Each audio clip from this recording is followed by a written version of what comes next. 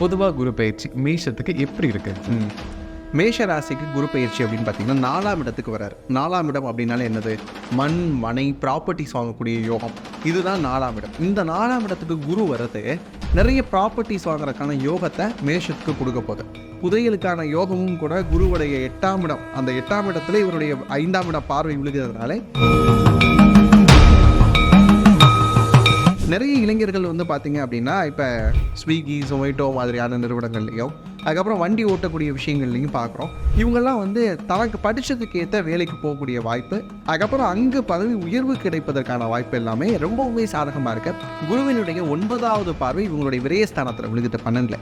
அப்போ செலவாகும். அந்த செலவை எப்படி கட்டுப்படுத்தலாம்? நமக்கு ஏற்ற சேவிங்ஸாக மாற்றிக்கணும். தங்கம் வாங்குங்க.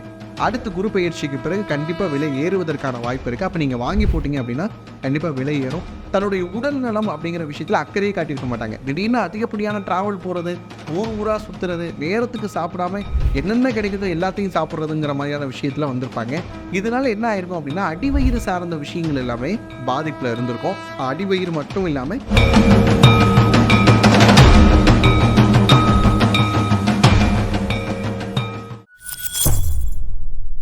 பக்தி பிளஸ் நேரவருக்கும் வணக்கம். இன்று நம்மோடு இருந்தபோது இண்டோ மாடர்ன் ஆஸ்ட்ராலஜர் பாலுவனந்த் அவர்கள். வணக்கம் சார். வணக்கம்னா.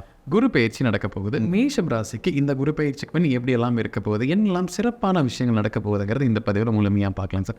பொதுவாக குரு பயிற்சி மேஷத்துக்கு எப்படி இருக்கு சார்? மேஷ ராசிக்கு குரு பயிற்சி அப்படின்னு பார்த்தீங்கன்னா 4ஆம் இடத்துக்கு வராரு. 4ஆம் இடம் அப்படின்னாலே என்னது? மண், மனை, ப்ராப்பர்ட்டிஸ் வாங்கக்கூடிய யோகம்.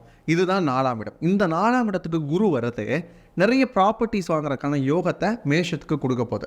என்னதான் 7:30 நடந்தாலும் கூட குருவினுடைய அருள் அப்படிங்கிறது பரிபூரணமாக 4ஆம் இடத்துல இருக்குது. இதை நம்ம எப்படி எடுத்துக்கலாம்? இப்போ அந்தணன் அமரக்கூடிய இடம் அப்படிங்கிறது வந்து என்றைக்குமே பாழ் தானே. தனித்து இருந்தால் அவனியெல்லாம் துன்பம் உண்டாம்னு சொல்லுவாங்களே. உட்கார இடத்துக்கு குருவுடைய பார்வை விழுகாதே அப்படின்னா இப்போ குருவினுடைய விசேஷ பார்வைகள் அப்படின்னு பார்க்குறப்ப 5, 7, 9. இப்போ இந்த 5, 7, 9 இவங்களுடைய ராசிக்கு எந்தெந்த இடத்துல விழுகுதுன்னா மறைவு ஸ்தானம்னு சொல்லக்கூடிய 8ஆம் இடம், கெரியர் பாயிண்ட் அப்படின்னு சொல்லக்கூடிய 10ஆம் இடம், விரயஸ்தானம் அப்படின்னு சொல்லக்கூடிய 12ஆம் இடம். இந்த இடங்கள்லாம் குருவுடைய பார்வை விழுகுது. இப்போ ஃபஸ்ட்டு விஷயம் எடுத்துக்கோங்க. மறைவு ஸ்தானம். மறைவு ஸ்தானம் அப்படிங்கிறது என்னது? எதுவுமே வந்து டீஆக்டிவேட்டடாக இருக்கக்கூடிய ஒரு விஷயம். அங்கே போய் குருவனுடைய பார்வை விழுகிறப்ப இது நாள் வரைக்கும் உங்களுக்கு எதெல்லாம் மறைந்திருந்ததோ, கிடைக்காமல் இருந்ததோ அதெல்லாம் கிடைக்க போகுதுன்னு அர்த்தம். இன்னும் சொல்லணும் அப்படின்னா இப்போ ஒளியே இல்லாத ஒரு இடத்துல டார்ச் அடித்தா எப்படி இருக்கும், அது மாதிரி தான் குருவோட பார்வை அமைய போது. நிறைய பேத்துக்கு பணம் கொடுத்து வராமல் இருந்தது. அதில் வந்து நிறைய நாள் வந்து பூர்வீக சொத்துக்களுக்கு வந்து நான் எதிர்பார்த்துக்கிட்டு இருக்கிறேன். இப்படி சொல்லக்கூடியவங்களுக்கு கண்டிப்பாக என்ன அமைய போகுதுன்னா பூர்வீக சொத்துக்கள் அமைய போகுது. அதுக்கப்புறம் வந்து பார்த்திங்கன்னா இன்னும் சொன்னால் சிரிப்பாங்க மேஷராசிக்காரங்க. புதையலுக்கான யோகமும் கூட குருவுடைய 8ஆம் இடம். அந்த 8ஆம் இடத்துல இவருடைய 5ஆம் இடம் பார்வை விழுகிறதுனால கண்டிப்பாக புதையல் கிடைக்கிறதுக்கான வாய்ப்புகளும் இருக்குது. அதுக்கப்புறம் 7ஆம் இடம் அப்படிங்கிற அந்த பார்வை வந்து இவங்களுக்கு எங்கே விழுகுது அப்படின்னு பார்த்தீங்கன்னா 10ஆம் இடம் பார்வையாக விழுகுது. அப்போ மகரம் அப்படிங்கிற வீட்டிலே அவருடைய பார்வை விழுகிறப்ப கெரியரில் அடுத்த கட்ட வளர்ச்சி. இதனால் வரைக்கும் வேலை இல்லைன்னு சொல்லக்கூடிய மேஷராசிக்காரங்களுக்கு வேலை கிடைக்கும். வேலை இருக்குது, அதில் பதவி உயர்வு இல்லாமல் இருக்கிறேன் அப்படின்னு சொன்னால் சம்பள உயர்வோட பதவி உயர்வும் சேர்த்து கிடைக்கிறதுக்கான வாய்ப்புகள் எல்லாமே இருக்குது. அப்போ 10ஆம் இடம் சூப்பராக இருக்க போகுது. ஏன்னா 4ஆம் இடம் ப்ராப்பர்ட்டி வாங்கணும்னா கையில் காசு இருக்கணும்ல. அப்போ கையில் காசு இருக்கணும், நல்ல வேலை பார்க்கணும். இப்போ எல்லாமே வந்து சூப்பராக இருக்கக்கூடிய அமைப்பு வந்து மேஷத்துக்கு இருக்குது. அடுத்து வாங்க 12ஆம் இடம் செலவு. இந்த செலவுகளை கட்டுப்படுத்துறதுக்கு முடியாமல் தான் இவ்வளோ திணறிக்கிட்டு இருக்கிறாங்க மேஷராசிக்காரங்க. வர செலவுகள் எல்லாம் இவருடைய பார்வை இருக்கிறதுனால சுப செலவுகளாக மாறுமே தவிர விரய செலவுகளாக ஒரு தேவையில்லாத விஷயத்துக்கு செலவு பண்ணிட்டேன் சார் அப்படிங்கிற விஷயமே இருக்காது. அப்போ எந்தெந்த இடங்களை பார்க்குறாருங்கிறப்பயே ரொம்ப சூப்பராக இருக்குது மேஷராசிக்கு. அதனால் கவலையே பட வேணாம்.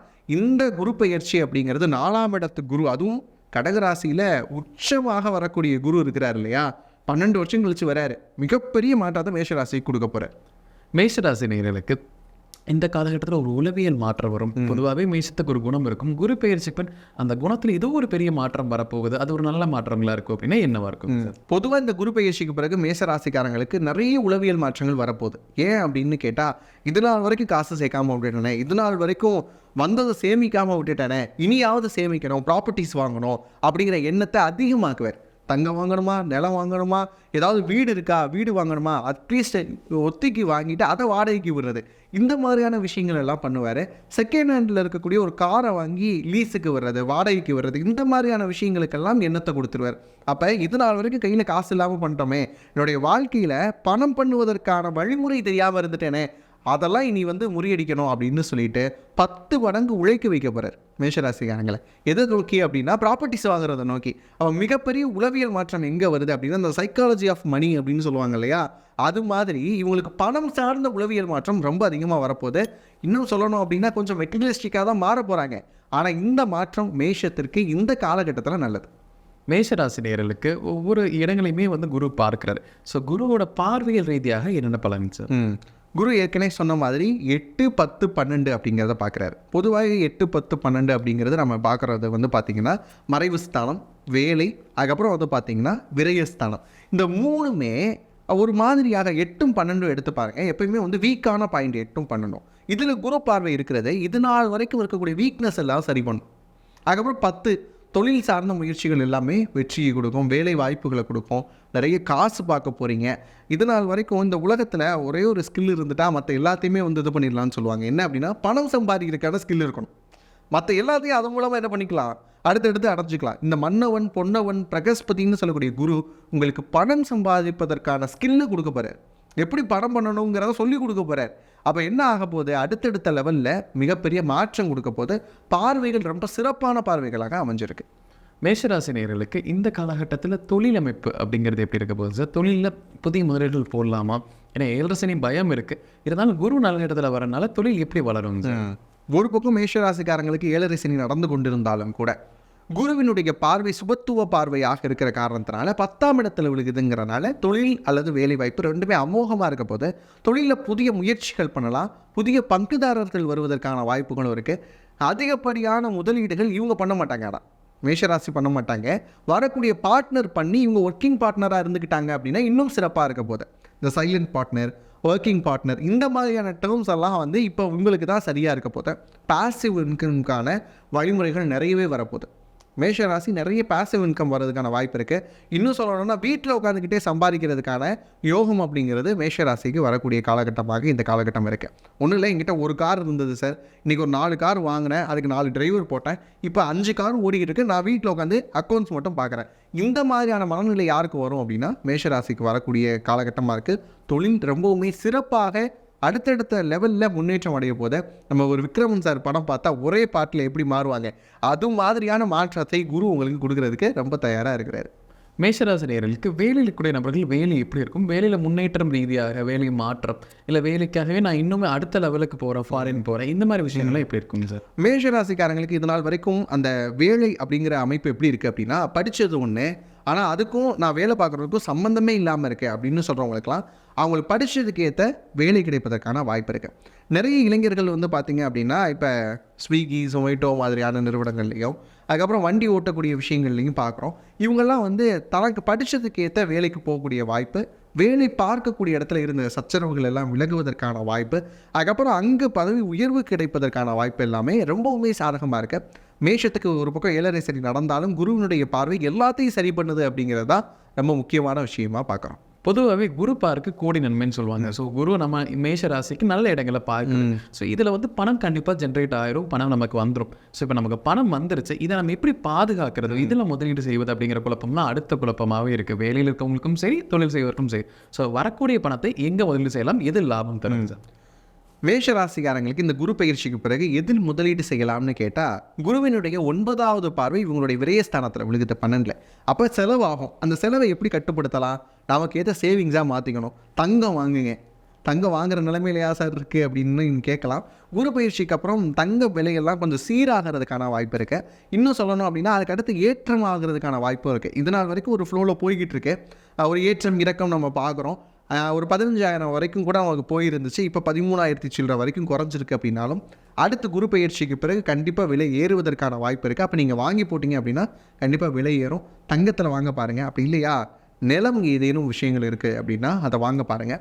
இல்லை ஒரு பூர்வீக மனம் இருக்குது சார், ஏகப்பட்ட பேருக்கு அதில் பங்கு இருக்குது அப்படின்னா அத்தனை பேர்த்துக்கும் பங்கை செட்டில் டவுன் பண்ணிவிட்டு நீங்கள் அதை வாங்க பாருங்கள். இந்த மாதிரியான விஷயங்கள் எல்லாமே வந்து இன்வெஸ்ட்மெண்ட் செக்டாரில் மேஷராசிக்கு ரொம்ப நல்லா இருக்க போகுது. மேஷராசி நேயர்களுக்கு இந்த காலகட்டத்தில் திருமண யோகம் அப்படிங்கிறது எப்படி இருக்குது? பொதுவாகவே குரு பார்க்கும்போது திருமணம் கைகூடி வரும்னு சொல்லுவாங்க. ஸோ இவங்களுக்கு எந்த அளவு சீக்கிரம் திருமணம் நடக்கும்? குரு பயிற்சிக்கு பிறகு மேஷராசிக்காரங்களுக்கு திருமணம் நடக்குமா அப்படின்னு கேட்டால், திருமணம் சார்ந்த முயற்சிகளில் இறங்குங்க. குரு வந்து சிம்மத்துக்கு வந்ததுக்கப்புறம் அதுக்கான முயற்சிகள் எல்லாமே பலித்தமாக போத, குறிப்பாக மறுமணம் சார்ந்த முயற்சிகளில் யாராவது இருக்கிறாங்க அப்படின்னா அது கண்டிப்பாக பலித்தமாகும். அவர் சிம்மம் வர வரைக்கும் வெயிட் பண்ணணும்னு அவசியம் கிடையாது. இப்போ இந்த கடக வீட்டில் இருக்கிறப்பயே மறுமணம் சார்ந்த முயற்சிகளை கண்டிப்பாக அமைச்சு கொடுப்பார். ஏன்னா வாழ்க்கை சரியாக அமையலை அப்படின்னு சொன்னால் அடுத்து வரக்கூடிய வாழ்க்கையை அமைச்சு கொடுக்கக்கூடிய பொறுப்பு குருக்கு உண்டு. ஏன்னா குருவினுடைய பார்வை எல்லா தோஷத்தையும் நீக்கும். அப்போ ஏற்கனவே திருமணத்தில் இருந்த தோஷத்தை நிவர்த்தி செய்து மறுமணத்திற்கான வாய்ப்புகள் கண்டிப்பாக உண்டு. முதல் திருமணமாக இருந்தது அப்படின்னு சொன்னீங்கன்னா அதுக்கான வாய்ப்புகள் ஒரு சிம்மத்துக்கு போனதுக்கப்புறம் பண்ணுறது உத்தமமாக இருக்கும். மேஷ ராசினியர்களுக்கு குழந்தை பாக்கியம் அப்படிங்கிறது எப்படி இருக்க போது? இந்த குரு பயிற்சிக்கு முன் குழந்தை பாக்கியத்துக்கு ஏதாவது சாதகமான அமைப்புகள் இருக்குங்க சார்? மேஷ ராசிக்காரங்களுக்கு குரு வந்து கடகத்தில் வர்றது அப்படிங்கிறது, அதாவது உச்ச குருவாக வர்றது அப்படிங்கிறது ப்ராப்பர்ட்டிஸ் அப்படிங்கிற விஷயம் மட்டும் இல்லாமல் நம்ம முன்னோர்கள் என்ன சொல்லியிருக்கிறாங்க, 16 வகை செல்வத்தில் குழந்தை பேர் அப்படிங்கிற விஷயத்தையும் சொல்லியிருக்கிறாங்க. அந்த வகையில் பார்க்குறப்ப கண்டிப்பாக குழந்தை பேருக்கான வாய்ப்புகள் இருக்குது. இதில் எங்கே கவனமாக இருக்கணும் அப்படின்னு கேட்டிங்கன்னா 5ஆம் இடத்தில் இருக்கக்கூடிய கேது கிட்ட கொஞ்சம் கவனமாக இருக்கணும். ஏன்னா கேது 5ஆம் இடத்தில் அரவக்கோள் நிற்கும் அப்படின்னு சொன்னால் அந்த கேதுனால குழந்தை பிறப்பு அப்படிங்கிறது தள்ளி போகிறதுக்கான வாய்ப்புகள் இருக்கே தவிர, இங்கே குரு பயிற்சினால இது சாதகமாக ஆகுமா அப்படின்னா குரு ப்ராப்பர்ட்டிஸ் கொடுக்கக்கூடிய யோகத்தில் தான் இருக்கிறாரே தவிர குழந்தை பாக்கியத்திற்கான யோகத்தில் அவர் இல்லை. இந்த கேதுனால் வரக்கூடிய உடல்நிலை சார்ந்த பிரச்சனைகளை நீங்கள் சரி பண்ணிக்கிட்டீங்க அப்படின்னு சொன்னால் கண்டிப்பாக இந்த குரு பயிற்சிக்கு பிறகு குழந்தை பேருக்கான வாய்ப்புகள் இருக்குது. ஆனால் ட்ரீட்மெண்ட் எடுக்க வேண்டிய மேஷராசி என்பவர்கள் கண்டிப்பாக எடுத்துக்கோங்க. குரு பயிற்சிக்கு பின் மேஷ ராசியில் உடல்நல பிரச்சனைகள் அப்படிங்கிறது குறைவதற்கான வாய்ப்புகள் இருக்கா, இல்லை ஏதாவது புதிய பிரச்சனை கூட இந்த குரு பயிற்சினால தூண்டி வரக்கூடிய வாய்ப்புகள் இருக்குங்க சார்? குரு இது நாள் வரைக்கும் மேஷ ராசிக்காரர்களுக்கு 3ஆம் இடத்துல இருந்தார். அப்போ என்ன பண்ணியிருப்பாங்க, ஏகப்பட்ட முயற்சிகளை எடுத்து தன்னுடைய உடல் நலம் அப்படிங்கிற விஷயத்தில் அக்கறையே காட்டியிருக்க மாட்டாங்க. திடீர்னு அதிகப்படியான டிராவல் போகிறது, ஊராக சுற்றுறது, நேரத்துக்கு சாப்பிடாம என்னென்ன கிடைக்குதோ எல்லாத்தையும் சாப்பிட்றதுங்கிற மாதிரியான விஷயத்தில் வந்திருப்பாங்க. இதனால என்ன ஆயிருக்கும் அப்படின்னா அடிவயிறு சார்ந்த விஷயங்கள் எல்லாமே பாதிப்பில் இருந்திருக்கும். இனி வந்து பார்த்தீங்க அப்படின்னா அதுவும் அடிவயிறு மட்டும் இல்லாமல் கழிவு போகக்கூடிய பாதைகள்லையும் அதிகப்படியான சிக்கல்கள் இருந்திருக்கும். இனி அதெல்லாம் படிப்படியாக விலகுவதற்கான வாய்ப்பு இருக்குது.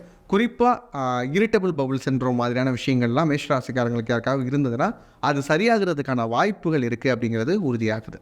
மேஷராசினியர்களுக்கு கடன் பிரச்சனை அப்படிங்கிறது இந்த குரு பயிற்சி முன் குறைவதற்கான வாய்ப்புகள் எந்த அளவு இருக்குங்க? கண்டிப்பாக மேஷராசிக்காரங்களுக்கு கடன் அடைய போகுது எப்போ இந்த குரு பயிற்சிக்கு பிறகு. ஏன் அப்படின்னு பார்த்தா 10ஆம் இடம் தொழில் ஸ்தானம் சூப்பராக இருக்க போகுது. அதுக்கப்புறம் விரயஸ்தானம் அப்படிங்கிறதுல குருவனுடைய பார்வை இருக்கிறனால அது சுப விரயமாக ஆக போகுது. அப்போ நீங்கள் செலவு பண்ணுறது எதுக்கு செலவு பண்ண போகிறீங்க, உங்களுடைய கடன்களை அடைக்கிறதுக்கு நீங்கள் செலவு பண்ண போகிறீங்க. இப்போ கட்டாயமாக என்ன ஆகும் அப்படின்னா லோன், இஎம்ஐ இந்த மாதிரியான டேர்ம்ஸ் எல்லாம் உங்கள் வாழ்க்கையிலேருந்து கொஞ்சம் கொஞ்சமாக விலகுவதற்கான வாய்ப்புகளை குரு பகவான் ஏற்படுத்தி கொடுக்க போகிறாரு. இதை ரொம்பவுமே சாதகமான பலனாக நான் சொல்லலாம்னு நினைக்கிறேன். ஏன்னா மேஷராசிக்காரங்களுக்கு இதனால் வரைக்கும் இருந்த பெரிய தொல்லை எதுனா கடன், இஎம்ஐ தான். எதுக்கு லோன் வாங்கணுன்னே தெரியல சார். இன்னொன்று வந்து பார்த்திங்கன்னா மேஷராசிக்காரங்க அதிகமாக புலம்புறது இந்த ஹவுசிங் லோன் வாங்கிட்டேன், 20 லட்சம் தான் சார் வாங்கினேன், 20 வருஷமாக கட்டியிருக்கிறேன், ஆனாலும் இன்னும் 20 லட்ச ரூபாய் இருக்குன்னு சொல்கிறாங்க, இது என்ன கணக்குன்னே தெரியலைன்னு புலம்பக்கூடிய மேஷராசிக்காரங்க உண்டு. பேங்க் டாக்குமெண்ட்ஸில் நம்ம சரியாக பணம் கட்டியிருக்கிறோமா அப்படிங்கிறத ஒரு தடவை செக் பண்ணிக்கோங்க. லோனில் தான் அதை எடுத்துருக்கிறாங்களா, அசலில் கழிச்சிருக்கிறாங்களா அப்படிங்கிற விஷயத்தை பார்த்துக்கோங்க. குறிப்பாக வந்து இந்த 17, 18, 18, 19 இந்த காலகட்டங்களில், அதுவும் கொரோனா காலகட்டங்களில் பேங்க்கில் நிறைய பேர் என்ன பண்ணலை அப்படின்னா பணம் கட்டலை. அப்போ அதுக்கும் சேர்த்து வட்டி போட்டிருக்காங்களா அப்படிங்கிற விஷயத்தெல்லாம் மேஷராசிக்காரங்க ஒரு தடவை செக் பண்ணிக்கிறது நல்லது. இதெல்லாம் செக் பண்ணிட்டீங்க அப்படின்னு சொன்னால் ஆட்டோமேட்டிக்காக வந்து குருவினுடைய பார்வையினால் உங்களுக்கு காசு வரப்போகுது அப்படின்னாலே கடன்களும் அடைய போகுது. மேஷராசிரியர்கள் இந்த குறிப்பிட்ட குரு பயிற்சி செக் பண்ணி ஒரு உறவுனால பிரச்சனை வரலாம், யாரோ ஒரு நபரிடம் ஜாக்கிரதையாக இருங்கள், இவங்கிட்ட கவனமாக இருக்குன்னா யாரை சொல்லலாங்க சார்? மேஷராசிக்காரங்களுக்கு குரு இப்போ 4ஆம் வீட்டில் பயணிக்க போகிறாரு. அப்போ இந்த குரு பயிற்சிக்கு பிறகு எந்த உறவில் கவனமாக இருக்கணும் அப்படின்னு பார்த்தீங்கன்னா 4ஆம் இடம் அப்படிங்கிறப்ப அது வந்து சந்திரனுடைய வீடாக வருது. அப்போ தாயார் அப்படிங்கிற விஷயத்தில் கவனமாக இருக்கணும். அவங்க எடுக்கக்கூடிய முடிவுகளாக இருக்கட்டும், அவங்களுடைய உடல்நிலையாக இருக்கட்டும், ரெண்டுலேயுமே கவனமாக இருக்கணும். ஒன்று அவங்க எடுக்கக்கூடிய முடிவுகள் உங்களுக்கு அன்ஃபேவராக வர்றதுக்கான வாய்ப்புகள் இருக்குது, இல்லை அம்மாவே உங்களுக்கு வந்து பாரபட்சமாக நடந்துக்கிறதுக்கான வாய்ப்புகள் இருக்கும். அதுக்கப்புறம் பார்த்திங்கன்னா அவங்களோட உடல்நலம் சார்ந்த விஷயங்களில் பாதிக்கப்படுறதுக்கான வாய்ப்புகள் இருக்குது. அதில் ரொம்பவுமே கவனமாக இருக்கணும். மேஷராசினியர்களுக்கு இந்த காலகட்டத்தில் ஒரு எளிய பரிகாரம் கொடுக்கலாம், வாழ்வியல் பரிகாரமாக குரு பயிற்சி பின் செய்கிறதுனா என்ன சொல்லலாங்க? மேஷராசிக்காரங்களுக்கு நான் கொடுக்கக்கூடிய வாழ்வியல் பரிகாரம் இந்த குரு பயிற்சிக்கு பிறகு அப்படின்னு பார்த்தீங்கன்னா வரக்கூடிய வரவு என்ன, செலவு என்ன அப்படின்னு ஒரு அக்கௌண்ட்ஸ் நோட் வாங்குங்க. வாங்கிட்டு எவ்வளோ வரவு வருது அப்படிங்கிறத எழுதுங்க, செலவு எவ்வளோ ஆகுதுங்கிறத எழுதுங்க.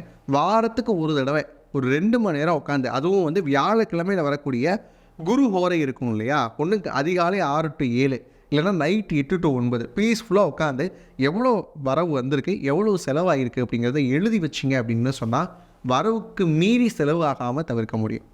மேஷராசினியர்களுக்கு இந்த குரு பயிற்சிக்கும் கட்டாயம் செல்ல வேண்டிய ஒரு கோயில் அப்படின்னா என்னவா இருக்கும்? மேஷராசிக்காரங்க கண்டிப்பாக போய் முருகனை பிடிச்சிடணும். இந்த குரு பயிற்சிக்கு பிறகு நேராக திருச்செந்தூர் போங்க, இப்போ நீ தான்ப்பா பொறுப்பு அப்படின்னு சொல்லிட்டு முருகனை கெட்டியாக பிடிச்சிக்கோங்க. ஏன்னா குருஸ்தலம் அது.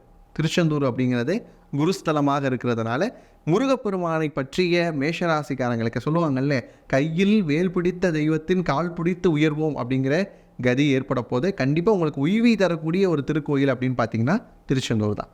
மேஷராசிக்கு குரு பயிற்சி எப்படி இருக்கிறது நம்ம விலாவரியாக பார்த்தோம். கண்டிப்பாக நம்ம நேரில் ஒரு பயனில் கருத்துக்கள் அமைந்திருக்கும். மீண்டும் ஒரு பதில் சந்திக்கலாம். ரொம்ப நன்றி. ரொம்ப நன்றி.